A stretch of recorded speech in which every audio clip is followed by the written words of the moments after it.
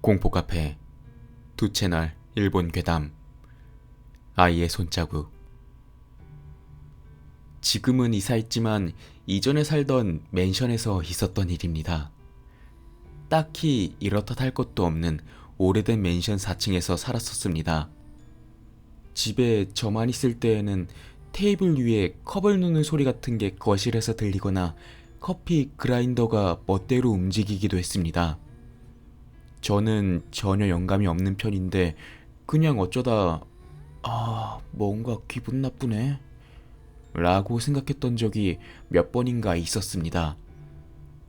그러던 어느 날 집에 도둑이 들었던 적이 있었습니다. 첫 번째로 발견한 사람은 남편이었습니다.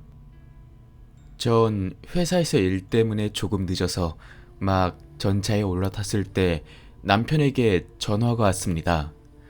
급히 집에 돌아가 보니 마침 경찰들도 도착해 있었고 집안은 엉망진창이었습니다.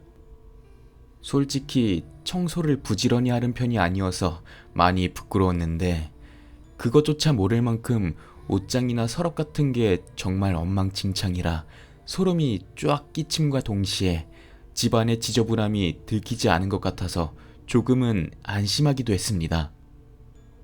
통장 등 이것저것 확인해보니 인감과 함께 들어있었음에도 그런 것들은 일절 도난당하지 않았고 사라진 건 쓸 일이 없어서 서랍 안에 보관해 두었던 2,000엔 지폐 3장 정도였습니다.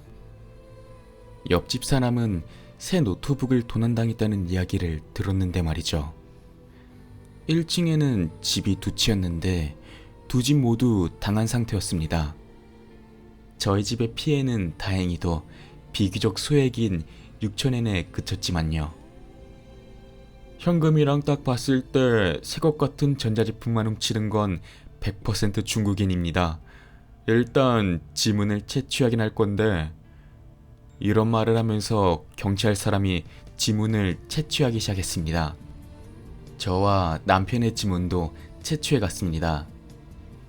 그러는 사이에 요즘 시대에 안 어울리는 오래된 문고리를 사용했다면서 집주인에게 혼이 나기도 했습니다. 또 신발을 신고 집에 들어왔기 때문에 바닥을 닦고 청소를 하는 등 이런저런 일을 하다 보니 한밤중이 되었습니다.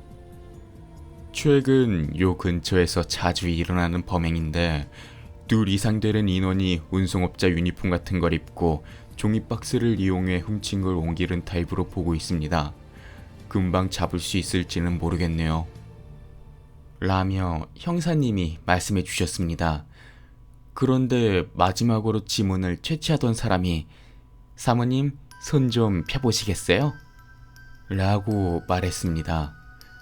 저는 여자치고 손이 큰 편이었는데 그런 제가 양손을 펴자 그렇겠지. 여성도 이 정도인데 말이지. 혹시 최근에 아이가 들어왔었나요? 이 집에. 라는 말을 저에게 전해왔습니다. 그 말에 아니요, 한 번도 온 적 없어요 라고 대답했습니다. 그러자 전자레인지 유리창 정중앙에 아이가 찰싹하고 만진 듯한 작은 손자국이 찍혀있다는 이야기를 들었습니다. 먼저 앞줄에 썼던 컵소리와의 관계는 잘 모르겠습니다만 굉장히 소름이 끼쳤습니다.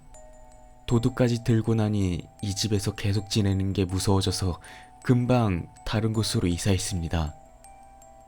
그렇게 시간이 흐르고 결론만 말하면 범인은 아직 찾지 못했습니다.